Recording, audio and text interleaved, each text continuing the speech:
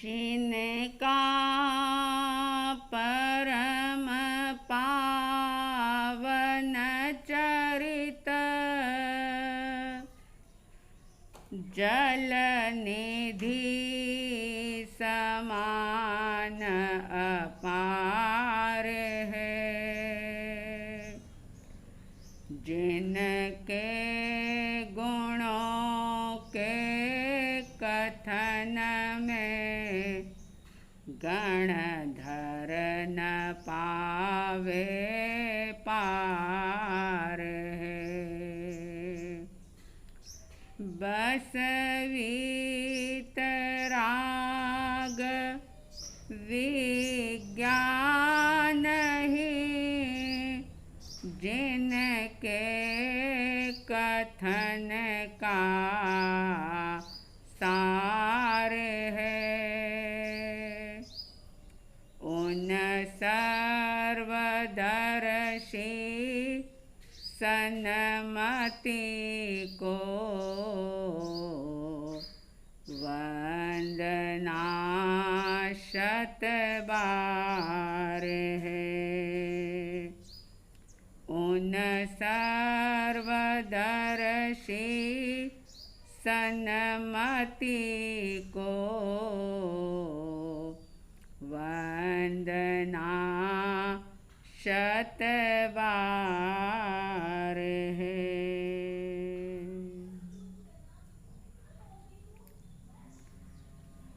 श्रद्धालु जिज्ञासु श्रोताओं, पिछले कई दिनों से स्वाध्याय के रूप में जो आत्मसिद्धि शास्त्र चल रहा था, बीच में पर्वाधिराज महापर्व पर्युषण का आगमन हुआ और उस दौरान अंतगढ़ सूत्र आदि का स्वाध्याय किया गया। यानी आत्मसिद्धि शास्त्र को स्थगित किया गया। आप लोगों को याद होगा कि आपने 135 गाथा तक आत्मसिद्धि को श्रवण किया था। जैसा कि मैंने पहले भी ये बात दोहराई थी कि ये आत्मसिद्धि शास्त्र का समापन चल रहा है, ये उपसंहार चल रहा है और इस बात को कभी भी नहीं भूलना चाहिए कि उपसंहार जो श्रीमद जी ने किया, उप यानी पास में रह कर के हमारे भीतर के अंतर के विकारों को, कषायों को, हमारे मिथ्यात्व को, हमारी बुरी वृत्तियों को जो नष्ट करने की ताकत रखे, एक एक गाथा बड़ी महत्वपूर्ण है।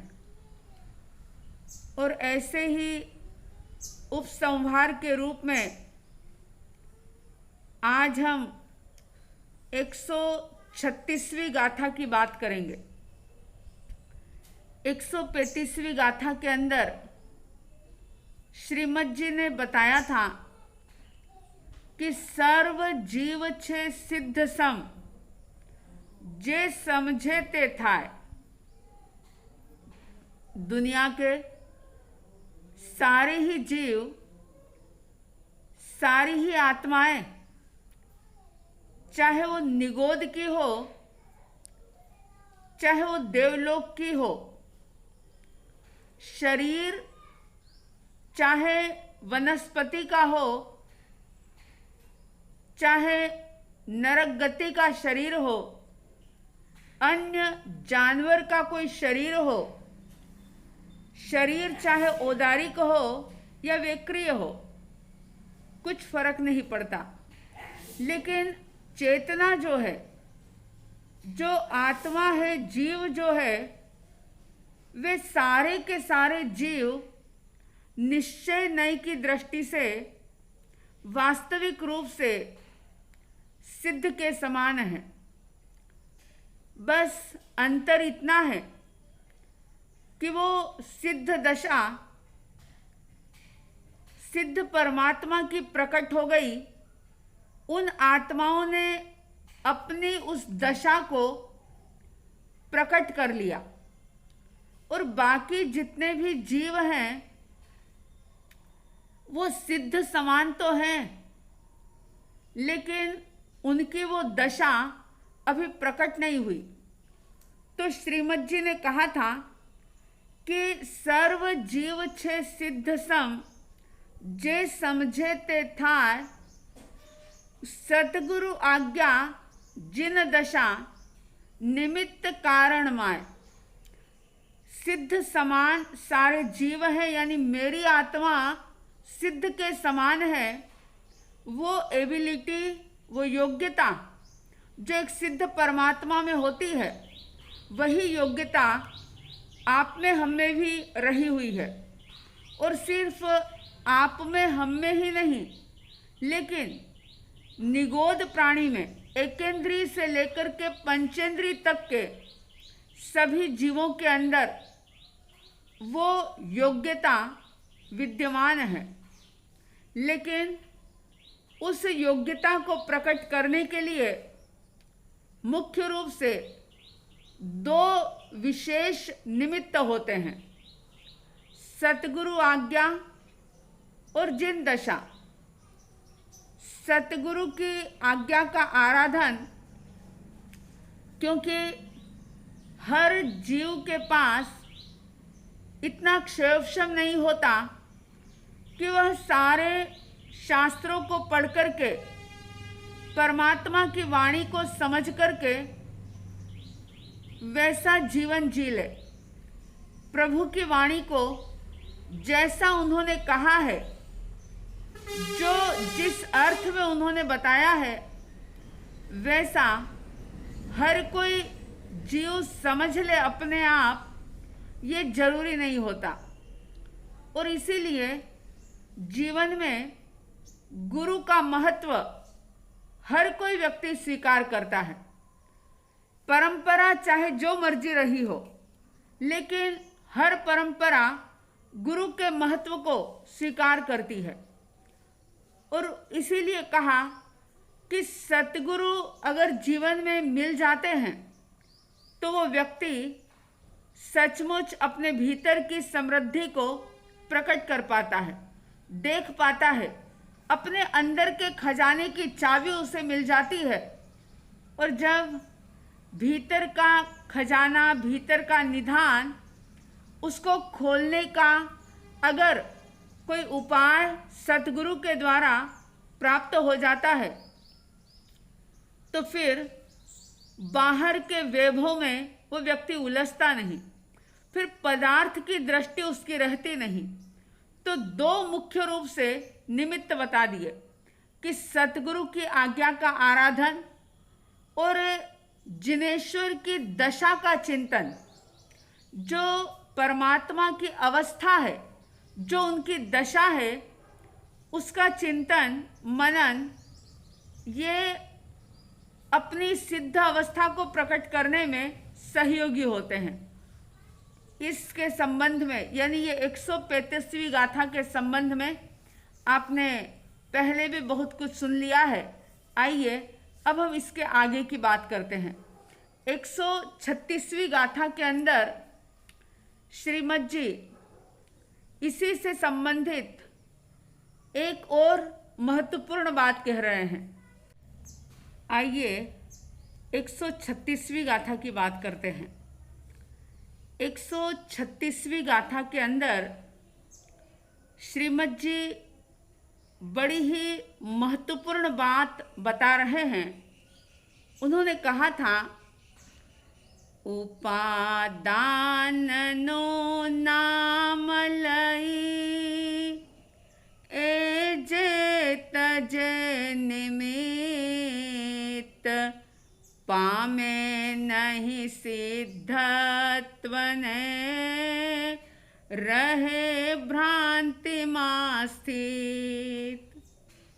जैसा कि 135वीं गाथा में आपने सुना कि सर्व जीव छे सिद्ध सम, सारे ही जीव सिद्ध के समान हैं, लेकिन वो सिद्धत्व प्रकट कब होता है? तो इस 36वीं गाथा में कह रहे हैं कि उपादान नो नाम लई, उपादान का नाम लेकर के जो निमित्त को छोड़ देता है। दो शब्द हैं, वैसे तो आप सभी इन शब्दों से लगभग परिचित ही हैं, उपादान और निमित्त। उपादान का मतलब होता है स्वयं की आत्मा और आत्मा के अंदर रहा हुआ सामर्थ्य, आत्मिक गुण। जैसे अगर मैं मेरी बात करूं तो मैं स्वयं उपादान हूं। मेरे अपने जो अनंत ज्ञान, अनंत दर्शन आदि जो गुण हैं, उससे युक्त मैं स्वयं उपादान हूं। आप अगर अपनी बात करेंगे, यानी प्रत्येक जीव स्वयं में उपादान है और उपादान के अंदर ही सिद्धत्व की शक्ति विद्यमान है, लेकिन उसको प्रकट करने के लिए निमित्त की आवश्यकता होती है। बिना निमित्त के दुनिया के अंदर कोई भी कार्य संपन्न नहीं होता। निमित्त और उपादान दोनों साथ साथ चलते हैं। एक बात हमेशा याद रखना, ध्यान रखना कि बिना उपादान के, पुरुषार्थ के निमित्त काम नहीं करता। और इसीलिए ये बात कही जाती है कि अनेक बार हम तीर्थंकर परमात्मा के धर्म सभा में उनके समोशरण में उपस्थित हो गए। कई बार श्रावक व्रत अंगीकार किए, कई बार साधु जीवन भी प्राप्त किया, लेकिन फिर भी उद्धार इसलिए नहीं हो पाया कि हमने या तो निमित्त की उपेक्षा कर दी या फिर जो पुरुषार्थ स्वयं ने करना चाहिए वो पुरुषार्थ नहीं किया। तो कह रहे हैं कि बहुत सारे लोग ऐसे हैं जो उपादान का नाम लेकर के निमित्त का त्याग कर देते हैं, एकांतवादी दृष्टिकोण को धारण करते हैं और वे ये कहते हैं कि जो होता है अपने से ही होता है, स्वयं से ही होता है, तो उसमें निमित्त की क्या आवश्यकता है। लेकिन ज्ञानी कहते हैं कि निमित्त करता कुछ नहीं है, लेकिन फिर भी निमित्त आवश्यक होता है, जरूरी होता है। उस निमित्त को पाकर के अगर उपादान अपना काम करे तो सिद्धत्व प्राप्त हो सकता है। और जो निमित्त को छोड़ देता है, दो मुख्य रूप से निमित्त बताए, सतगुरु की आज्ञा का निमित्त और जिनेश्वर परमात्मा की भीतरी दशा का निमित्त, उसका चिंतन। ये दो निमित्त, जैसे मैंने कहा कि बिना निमित्त के कार्य संपादित नहीं होता। अब मिट्टी के अंदर घड़ा बनने की योग्यता है, मिट्टी के अंदर कोई भी मिट्टी के बर्तन बनने की योग्यता तो है, लेकिन अगर उस मिट्टी को कुम्हार का निमित्त ना मिले, अगर चक्र आदि, चाक आदि का निमित्त ना मिले, पानी आदि का संयोग ना मिले, तो मिट्टी में घड़ा बनने की योग्यता होने के बावजूद भी वो मिट्टी ही रहेगी, जब तक कि उसको सद निमित्त ना मिले। ठीक इसी प्रकार से कह रहे हैं कि सिद्धत्व तुम्हारे भीतर में स्थित है। सारे के सारे जीव सिद्ध के समान हैं, लेकिन वो सिद्धत्व तभी प्रकट होगा जब हम निमित्त का भी सदुपयोग करेंगे। एक जागृति की बात बता रहे हैं, क्योंकि बहुत सारे लोग ऐसे होते हैं जो आधी अधूरी बात सुनते हैं, जितना सुनते हैं उससे आधा भी समझ नहीं पाते और वे वैसी भ्रांतियों के अंदर जी लेते हैं। इसलिए इसमें कहा कि जो लोग अगर एक ही बात को स्वीकार कर ले कि आत्मा ही पुरुषार्थ करेगी, स्वयं के पुरुषार्थ से ही सब कुछ होगा, निमित्त की कोई आवश्यकता नहीं, और ऐसा सोचकर यम नियम संयम मर्यादाओं का पालन ना करे, अगर ऐसा सोचकर जिन आज्ञा को शिरोधार्य ना करे, ऐसा सोच करके सत्संग ना करे, प्रवचन आदि ना सुने, साधु संतों का सद्गुरुओं का सानिध्य प्राप्त ना करे, तो क्या होता है? तो कह दिया कि पामे नहीं सिद्धत्व ने। ऐसा जीव अपनी सिद्ध अवस्था को प्रकट नहीं कर पाता। पामे नहीं सिद्धत्व ने तो क्या होता है? रहे भ्रांति में स्थित, हमेशा ही वो मिथ्यात्व के अंदर, भ्रांतियों के अंदर घूमता रहता है, हमेशा अपनी धारणाओं को बदलता रहता है। ज्ञानी कहते हैं ना तो एकांत निश्चय काम आता है और ना एकांत व्यवहार काम आता है, दोनों का समन्वय जरूरी है। और यही कारण है कि परमात्मा ने सबसे पहले साधु भगवंतों के लिए भी और श्रावकों के लिए भी एक बात कही कि पहले सामयिक का अध्ययन करो। सामयिक का अध्ययन का मतलब यह है कि आपके जीवन में एक सामंजस्य स्थित हो जाए, आपके जीवन में संतुलन बनाना आ जाए, बैलेंस बन जाए आपकी लाइफ में, तो फिर आप कभी भी किसी भी प्रकार से डावाडोल स्थिति में नहीं आओगे। तो ज्ञानी जन कह रहे हैं कि उपादान नु नाम लई एजे तजे निमित्त। आज बहुत सारे लोग ऐसे हैं जिन्होंने सदग्रंथों को, शास्त्रों को पढ़ करके मैं शुद्ध आत्मा हूँ, मैं शुद्ध आत्मा हूँ, ये बात रट तो ली, समझ तो ली, जान तो ली, और जब ये बात जान ली कि मैं शुद्ध आत्मा हूँ, तो फिर वो स्वच्छंदी बनने लग गए कि मैं तो शुद्ध आत्मा हूँ ही, मुझे भक्ति की, मुझे सतगुरु की, मुझे किसी के उपदेश सुनने की, किसी से अपना शंका समाधान करने की या कोई ज्ञानार्जन करने की मुझे क्या आवश्यकता है, मुझे कोई आवश्यकता नहीं।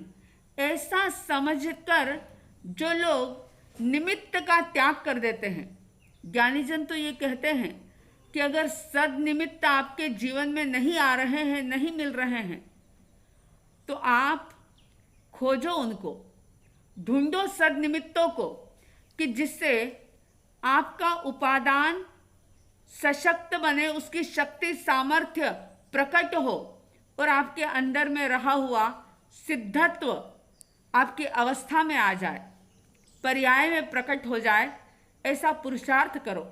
तो इस 136वीं गाथा के अंदर एकांतवादी लोगों की बात करते हुए कहा कि उपादान का नाम लेकर के कि आत्मा से ही मोक्ष प्राप्त होता है, आत्मा ही मोक्ष प्राप्त करती है, आत्मा ही सिद्ध के समान है, किसी के करने से कुछ नहीं होता। और ये बात जैसा कि जैन दर्शन कहता है कि एक द्रव्य दूसरे द्रव्य का कुछ नहीं कर पाता, इस बात के पूरे मर्म को ना समझ करके, ये बात बिल्कुल सच है, लेकिन किस प्रकार से सच है कि पुद्गल कर्म के रूप में आत्मा के साथ अनादिकाल से है, लेकिन पुद्गल कभी आत्मा नहीं बन पाया और आत्मा कभी पुद्गल नहीं बना। चाहे कितना भी साथ रहे, लेकिन फिर भी पुद्गल पुद्गल है, उसका गुणधर्म अलग है और आत्मा का गुणधर्म बिल्कुल अलग है। यानी पुद्गल द्रव्य आत्म द्रव्य का कुछ नहीं कर सकता और आत्म द्रव्य पुद्गल द्रव्य का कुछ नहीं कर सकता। इस अर्थ में एक द्रव्य दूसरे द्रव्य का कुछ नहीं करता। जो भी होता है सबके अपनी अपनी योग्यता से होता है। लेकिन अगर कोई व्यक्ति ऐसा सोच करके सद निमित्तों को छोड़ देता है, सद निमित्त का मतलब है जिन वाणी का श्रवण करना, अच्छे लोगों की, साधु भगवंतों की संगति में रहना, व्रत नियम तप आदि का पालन करना, इन सब चीज़ों को जो छोड़ देता है, उपादान नु नाम लई एजे तजे निमित्त, जो निमित्त का त्याग कर देता है, तो उनके साथ क्या होता है तो बता दिया कि पामे नहीं सिद्धत्व ने। ऐसे लोग सिद्धत्व की जो अवस्था है अपने भीतर की, उसको प्रकट नहीं कर पाते, सिद्धालय को प्राप्त नहीं कर पाते। तो क्या होता है फिर कि जन्मों जन्म रहे भ्रांति में स्थित, हमेशा मिथ्यात्व से ही घिरे रहते हैं, भ्रांतियों में ही पड़े रहते हैं। उनका कॉन्सेप्ट कभी क्लियर हो ही नहीं पाता। वे गंगा गए तो गंगा दास और जमुना गए तो जमुना दास वाली स्थिति उनकी हो जाती है। इसलिए इस गाथा के अंदर बहुत बड़ा संदेश दिया जा रहा है कि आत्मा शुद्ध है। ये बिल्कुल क्लियर अपने दिलो दिमाग के अंदर इस बात को रखो। लेकिन वो शुद्ध अवस्था जो कि हमारे भीतर में है, जब तक वो हमारी पर्याय में प्रकट नहीं होती, तब तक सद निमित्तों का त्याग नहीं करना चाहिए। और जो कर देते हैं वे भव भ्रमण बढ़ा लेते हैं और वैसे ही उनका जीवन बर्बाद होता चला जाता है। तो सद निमित्त विशेष रूप से सतगुरु की आज्ञा और जिनेश्वर परमात्मा की दशा का चिंतन, ये सद निमित्त है। और इसके साथ साथ गुरु की आज्ञा के मुताबिक संयम का पालन, तप का आराधन, स्वाध्याय, यम नियम आदि जो भी हैं, उन सब का यथा योग्य पालन करने से हमारा उपादान जो है वह सशक्त होकर के भीतर की सिद्ध अवस्था को प्रकट करने में निमित्त का सहयोग लेकर के सिद्धालय को प्राप्त कर सकता है। तो आप सभी इस बात का ध्यान रखें कि जब जब भी आपके जीवन में सद निमित्तों की प्राप्ति हो, सद निमित्तों का संयोग मिले, तो उसका पूरा पूरा लाभ उठाइए। और अगर ना मिले तो उसे ढूंढते रहिए, सद निमित्तों को पाने का प्रयास करते रहिए। अगर आप ऐसा करते रहेंगे तो निश्चित रूप से सिद्धत्व अवस्था हमारी प्रकट हो पाएगी। आप सबके भीतर में सिद्धत्व का गुण प्रकट पर्याय के अंदर आ जाए, ऐसी साध्वी द्वय की तरफ से हार्दिक हार्दिक शुभ मंगल भावनाओं के साथ जय प्रभु महावीर, जय गुरु आनंद।